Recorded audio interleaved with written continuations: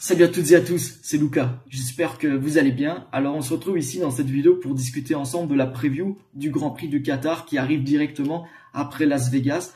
Dans cette vidéo, on va discuter des caractéristiques de la piste de Losail, voir un petit peu comment la SC24 pourrait performer sur cette piste-là, puisqu'on s'attend à un week-end assez difficile pour Ferrari. On va aussi discuter d'autres sujets dans cette vidéo liés à Ferrari, notamment l'arrivée de Cadillac F1 en 2026 avec une possible motorisation Ferrari pour les années 2026 et 2027. Alors avant d'entrer dans le vif du sujet, j'aimerais revenir vite fait sur la polémique qui a émergé entre Carlos Sainz et Charles Leclerc après la course de Las Vegas.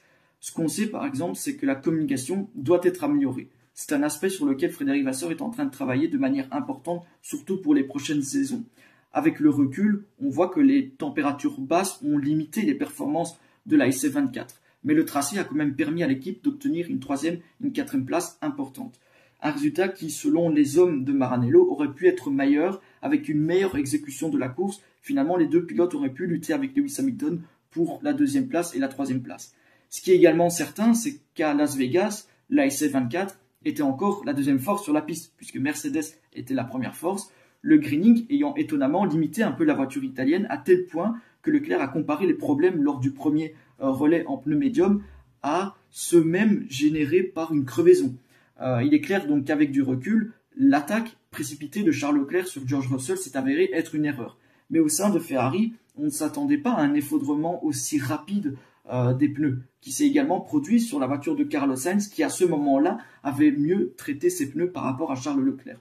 Alors ce qui a également déstabilisé donc les stratèges de Ferrari, qui se sont donc retrouvés dans la confusion, comme ça arrive à des moments critiques et où Frédéric Vasseur doit vraiment montrer un step à l'équipe pour travailler dur et mieux dans des moments critiques de stress et être en mesure donc de fournir à Charles Leclerc et Lewis Hamilton en 2025 une voiture de pointe, mais aussi une équipe de pointe qui est capable finalement de gérer ces moments de stress comme on a pu le voir à Las Vegas.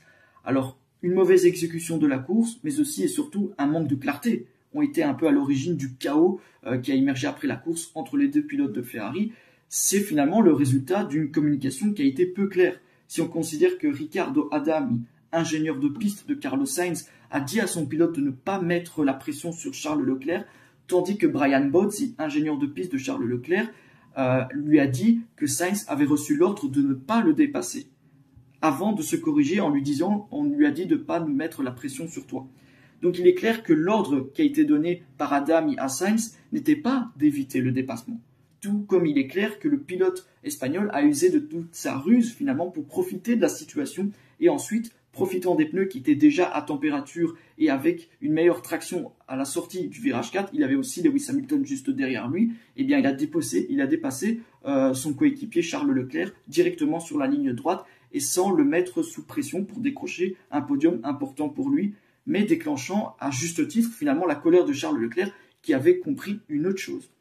Alors Frédéric Vasseur a immédiatement convoqué Charles Leclerc et Carlos Sainz juste après la course. À l'un et l'autre, Vasseur a adressé un message assez clair. Personne ne vous demande d'être amis, vous avez deux week-ends encore à passer ensemble et Ferrari attend voire exige une collaboration loyale. Car l'enjeu aujourd'hui c'est bien le championnat constructeur et il serait donc intolérable d'abandonner les derniers espoirs au nom de caprices individuels. On ferme la parenthèse, Frédéric Vasseur a mis les points sur les i et maintenant on espère que les deux pilotes ont compris que l'enjeu aujourd'hui c'est le championnat constructeur et qu'il va falloir donc jouer en équipe.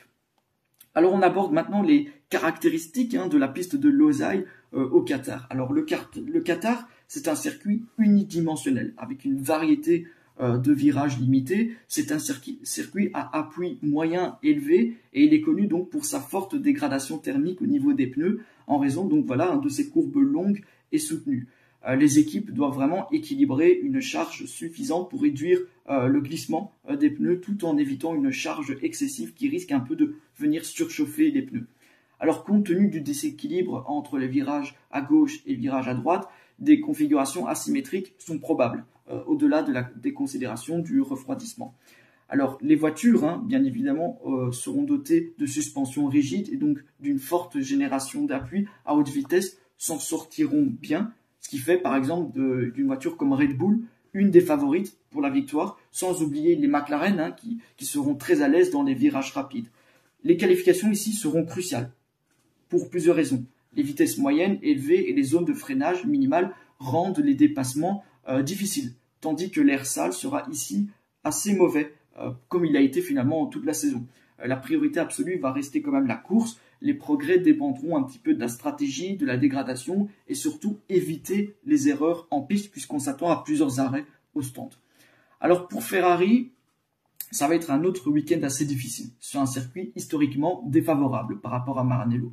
Mais la haute dégradation des pneus sur ce circuit-là va jouer un petit peu en faveur de la SF24 qui gère très bien les pneus. Cependant, cet avantage pourrait disparaître lorsque la voiture est difficile à piloter, lorsqu'elle glisse un peu. Un autre facteur clé, ça va être l'accent mis sur les réglages de course, ce qui pourrait donc altérer l'équilibre habituel des équipes entre les qualifications et les courses. Par exemple, sur cette piste-là, on attend beaucoup du nouvel aileron avant qui a été introduit à Singapour puis retravaillé à Austin, qui a été donc conçu pour déplacer les performances de la SF24 vers des plages de vitesse plus élevées, comme ici au Qatar. Joe Clear, ingénieur performance de Ferrari, avait confirmé que Ferrari remédiait au manque d'adhérence de l'avant dans les virages rapides pour être beaucoup plus efficace. Donc au Qatar, le sous-virage, par exemple, tue les pneus, ce qui rend donc cet ajustement essentiel. Donc espérons que ce soit résolu du côté de Ferrari. Alors comment Ferrari arrive sur cette piste du Qatar et comment la SF24 va pouvoir se débrouiller sur cette piste? Grâce aux dernières mises à jour de Monza, les ingénieurs ont réussi à obtenir une voiture qui fonctionne dans une large plage de garde au sol, qui ne perd donc pas trop d'appui en tournant et qui a une bonne traction grâce à un équilibre important et un comportement de manière générale assez optimal du côté de la SF24.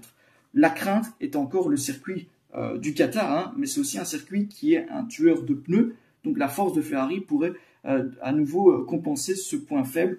Aucune des voitures de pointe n'est aussi douce avec les pneus que la SF24. Joe Clear, donc ingénieur responsable des performances chez Ferrari, eh bien, il avait expliqué que les virages rapides ne sont pas finalement un problème en soi pour la voiture. Selon lui, chaque circuit nécessite ce qu'on appelle un compromis. Il a précisé que, par exemple, je cite, « Nous pourrions aller beaucoup plus vite dans les virages rapides si nous le voulions, mais cela compromettrait la vitesse dans les parties lentes. » Donc Clear a rappelé qu'à Austin, par exemple, Ferrari perdait encore un peu de terrain par rapport aux autres voitures dans les virages rapides, mais elle compensait largement dans les parties lentes. Donc je le cite, « Le compromis que nous avons pris à Austin, par exemple, parle de lui-même, si vous voyez ce que je veux dire. On déplace les réglages un peu plus vers les virages lents que vers les virages rapides. Ici, on s'attend à ce que les réglages soient plus déplacés vers les virages rapides. » Donc il a également affirmé qu'il n'était pas juste de dire que la voiture était faible à haute vitesse. Joe Clear a expliqué que si un circuit, par exemple, comportait uniquement de virages rapides et aucun virage lent, un petit peu comme le Qatar, eh bien Ferrari ajusterait ses réglages différemment et resterait tout de même compétitive. Je pense que nous serions toujours dans la course, conclut Joe Clear.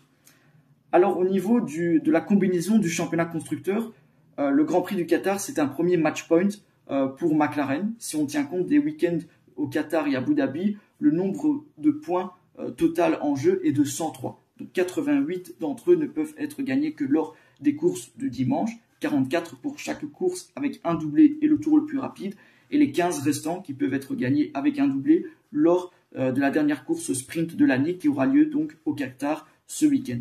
Alors pour que McLaren redevienne championne du monde ce week-end, l'équipe devra gagner 20 points sur Ferrari, qui devra à son tour prolonger la lutte jusqu'à Abu Dhabi. Donc il faut également préciser que la lutte concerne principalement McLaren et Ferrari, mais que Red Bull n'est pas encore mathématiquement exclu de cette lutte pour le championnat constructeur.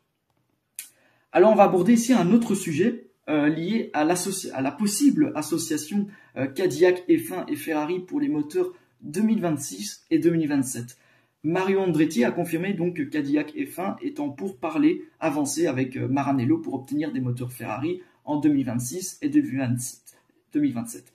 Selon Mario Andretti, c'est ce dont nous parlons. Ce n'est pas encore définitif, mais c'est l'objectif et Andretti va tout faire pour y arriver. Andretti a également souligné son histoire qu'il a avec Ferrari, sa relation avec les dirigeants de Ferrari, et tout cela, ce sont des facteurs qui jouent énormément et qui vont dans ce sens-là. pour Cadillac F1, ça serait le meilleur des mondes. Mais actuellement, Cadillac F1 ne parle à aucun autre constructeur. Elle parle uniquement à Ferrari et donc les deux parties espèrent aboutir à un accord. Puisque aujourd'hui, donc, aucun accord n'a été conclu entre les parties, mais Ferrari est ouvert à fournir ses moteurs à cette nouvelle équipe qui va arriver en 2026. Une possibilité que Frédéric Vasseur a dribblé pour l'instant en conférence de presse après Las Vegas, mais il s'est quand même montré ouvert à l'idée de fournir les moteurs à Cadillac. Alors, on sait que Ferrari perdra Sauber à partir de 2026, qui deviendra Audi, et l'une des idées de Maranello serait donc d'avoir un partenariat similaire à celui actuellement en place avec l'équipe suisse, c'est-à-dire de ne fournir que la Power Unit et la cinématique de la boîte de vitesse, et si Cadillac décide de produire les suspensions et donc la boîte de vitesse en interne, comme Sauber le fait actuellement, en plus du système de refroidissement. Donc il s'agit d'un arrangement un petit peu différent de celui de Haas, dont Ferrari fournit également les suspensions et tous les éléments achetables dictés par les règlements de la FIA. Alors à Maranello, parmi les évaluations en cours, figure celle de fournir éventuellement le moteur à une marque concurrente dans le monde du WEC, par exemple, où Ferrari et Cadillac sont en concurrence. Donc pour l'instant, les seules discussions engagées le sont avec Ferrari, donc qui semble être le favori pour venir fournir ses moteurs à Cadillac F1. Donc voilà, c'est à peu près tout dans cette vidéo. Comme d'habitude, partagez-moi vos impressions dans les commentaires. N'oubliez pas de partager et liker la vidéo et surtout de vous abonner et activer la cloche. Moi, je vous retrouve très vite pour une prochaine vidéo et jusque-là, portez-vous bien et sempre Forza Ferrari.